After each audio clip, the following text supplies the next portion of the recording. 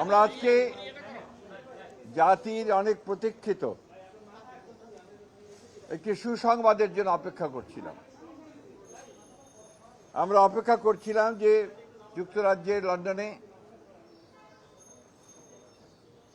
সরকারের প্রধান উপদেষ্টা ডক্টর প্রফেসর মোহাম্মদ ইউনূসের সঙ্গে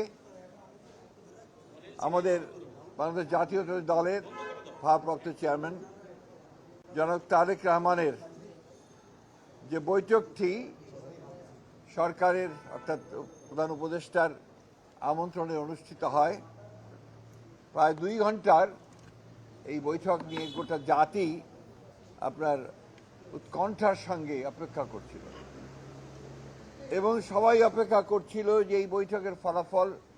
আমি যে কথাটা আপনাদের এর আগেও বলেছিলাম, এই বৈঠকটি একটি টার্নিং পয়েন্ট হতে পারে।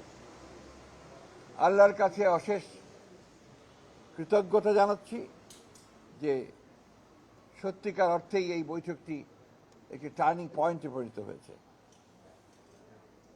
আমরা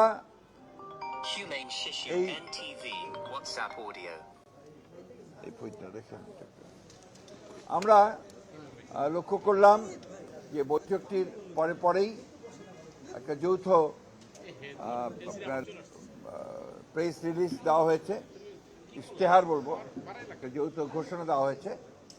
যে ঘোষণাতে খুব পরিষ্কার করে বলা হয়েছে যে আমাদের 2 নেতার বৈঠকটি ছিল অত্যন্ত সৌহার্দ্যপূর্ণ এবং অত্যন্ত একটা সুন্দর পরিবেশে বৈঠকটি অনুষ্ঠিত হয় এবং যে বিষয়গুলো আলোচনা হয়েছে তার মধ্যে প্রধান ছিল যে নির্বাচন ইস্যু।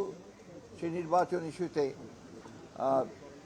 জনাব তারেক রহমানের যে প্রস্তাব, যে নির্বাচন যে ঘোষণা করা হয়েছে আপনার এপ্রিলে, যেটা প্রধান উপদেষ্টা ঘোষণা করেছেন, সেটা উপযুক্ত সময় নয় বিধায় তাকে পিছিয়ে নিয়ে আসা।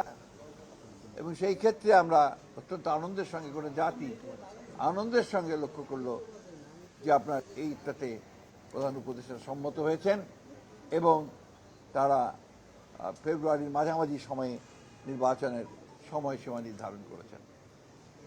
আমি বলবো যে জনাব তারেক রহমান সাহেব আবার প্রমাণ করলেন যে তিনি বাংলাদেশের এই রাজনৈতিক যে দলগুলো রয়েছে, সেই দলগুলোর নেতৃত্ব যারা দিচ্ছেন, তাই সেই নেতৃত্ব যারা দিচ্ছেন তাদের মধ্যে নিঃসন্দেহে রাষ্ট্রনায়কোচিত যে গুণ রয়েছে সেই গুণ তিনি প্রমাণ করেছেন। প্রথম একটি বৈঠক যেটা সত্যিকার অর্থে গোটা জাতি অত্যন্ত উদ্বিগ্ন ছিল, সেই বৈঠকটিতে আল্লাহর হুকুমে সফল হয়েছে। আমি আমার দলের পক্ষ থেকে, আমাদের সমস্ত নেতাকর্মীদের পক্ষ থেকে জনাব তারেক রহমানকে আন্তরিক ধন্যবাদ জানাচ্ছি। সেই সঙ্গে আন্তরিক কৃতজ্ঞতা জানাচ্ছি প্রধান উপদেষ্টা প্রফেসর ডক্টর মোহাম্মদ ইউনূসকে, যে তিনি অত্যন্ত বিচক্ষণতার সঙ্গে এই সভাটিতে জনাব তারেক রহমানকে আমন্ত্রণ জানিয়ে একটা যে স্টেলমেট ছিল, একটা যে আপনার সব কিছু একটা অনিশ্চিত অবস্থায় চলে গিয়েছিল, সেই অবস্থা থেকে কাটিয়ে তিনি জাতিকে এই 2 নেতা আবার সামনের দিকে আশা নিয়ে এগিয়ে যাওয়ার স্বপ্ন দেখিয়েছেন। এটা আমি তখনও বলেছি যে এখন যেটা প্রয়োজন হবে সেটা হচ্ছে যে আপনার সমস্ত অতীতে যে সমস্ত ছোটোখাটো আপনার একটু কথাবার্তা হয়েছে সেগুলোকে ভুলে গিয়ে সামনের দিকে জাতীয় ঐক্যকে আরও দৃঢ় করে এবং যেটা বলা হয়েছে আপনার সমস্যাগুলোকে সমাধান করে নিয়ে আমরা যেন অতি দ্রুত একটা নির্বাচন, যেটা বলা হয়েছে ফেব্রুয়ারির মাঝামাঝি সময়, সেই নির্বাচনে সুষ্ঠুভাবে সুন্দরভাবে যেতে পারি এবং জাতির যে আকাঙ্ক্ষা সেটা পূরণ করতে পারি এবং এই 15 বছরের ফ্যাসিস্টদের যে ধ্বংসস্তূপের মধ্যে যে স্ট্রাকচার, যে কাঠামো, সেই কাঠামোকে নতুন করে গণতান্ত্রিক কাঠামোতে আমরা রূপান্তরিত করতে পারি। এই বিষয়টা সবচেয়ে গুরুত্বপূর্ণ যে আমরা প্রায় 15 বছর পরে একটা গণতন্ত্রে উত্তরণের একটা আমরা সুযোগ পাচ্ছি। গণতন্ত্রের যে ট্রানজিশন টু ডেমোক্রেসি, যে কথাটা আমি বারবার বলেছি, সেটাই একটা নিশ্চিত আমরা সেই দিকে এগিয়ে যাচ্ছি। আমি এই সঙ্গে আজকে সত্যিকার অর্থে বলতে কি সবচেয়ে বেশি স্মরণ করতে হয় আমাদের সেই সমস্ত শহীদদেরকে যারা জুলাই আগস্ট মাসে তারা অধিকার আদায়ের জন্যে তারা তাদের প্রাণ দিয়েছেন, প্রাণ দিয়ে সে পরিবর্তন ঘটিয়েছেন, ফ্যাসিস্টকে পরাজিত করে তাকে পালিয়ে যেতে বাধ্য করেছেন এবং বাংলাদেশের মানুষের জন্য একটা নতুন সম্ভাবনার সৃষ্টি করেছেন।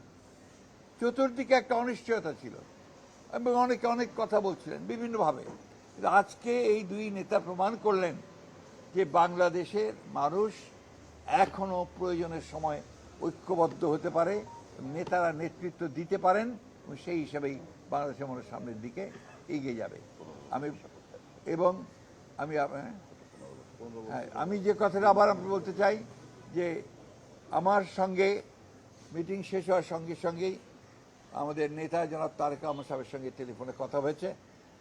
তিনি এই 15 বছরে যারা গণতন্ত্রের জন্য সংগ্রাম করেছে, লড়াই করেছে, বুকে রক্ত দিয়েছে, জুলাই আগস্টে যারা বুকে রক্ত দিয়েছে তাদের সকলকে, শহীদদেরকে তিনি শ্রদ্ধা জানিয়েছেন, তাদের আত্মার মাগফিরাত কামনা করেছেন এবং দেশের জনগণকে এই 15 বছর ধরে গণতন্ত্রের সংগ্রামের জন্য যে লড়াই তারা করেছে সেই লড়াইয়ের জন্য তিনি তাদেরকে আন্তরিকভাবে কৃতজ্ঞতা ধন্যবাদ জানিয়েছেন।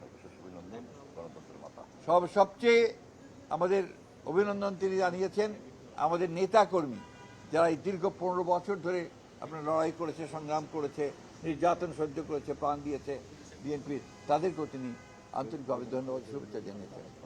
একই সঙ্গে তিনি অত্যন্ত বিনয়ের সঙ্গে, শ্রদ্ধার সঙ্গে তিনি তার মাতা এবং আমাদের গণতন্ত্রের মাতা, আমাদের দলের চেয়ারপারসন দেশনেত্রী বেগম খালেদা জিয়াকে তার কৃতজ্ঞতা জানিয়েছেন, শ্রদ্ধা জানিয়েছেন যে তাকে সঠিকভাবে তিনি দিক নির্দেশনা দিয়েছেন।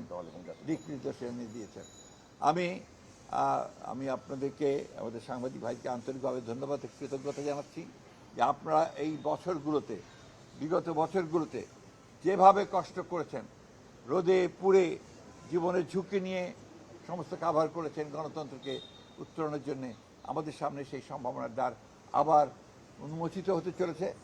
আসুন আমরা আবার সবাই মিলে এই সম্ভাবনাকে সামনের দিকে এগিয়ে নিয়ে যাই। জনগণের আকাঙ্ক্ষা যে গণতন্ত্র প্রতিষ্ঠা করা, সেই গণতন্ত্রকে আমরা প্রতিষ্ঠা করার জন্য সামনের দিকে এগিয়ে যাই।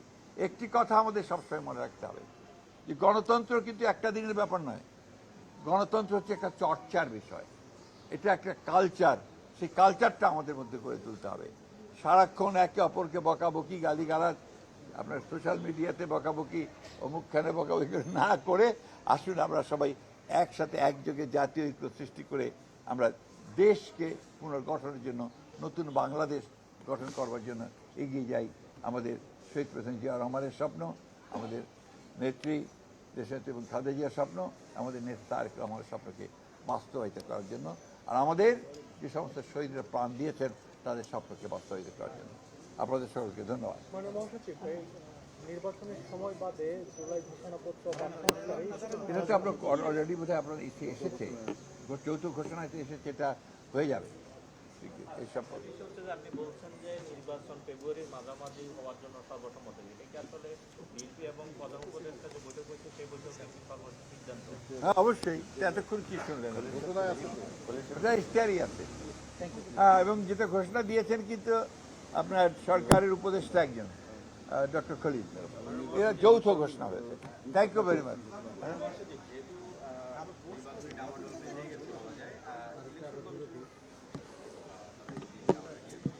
আমি বুঝিনি আপনার প্রশ্ন। আজকে এই মুহূর্তে আর অন্য কোনো প্রশ্ন দরকার নাই। নির্বাচন কমিশন টমিশন সব ঠিকঠাক মতো চলবে। ধন্যবাদ।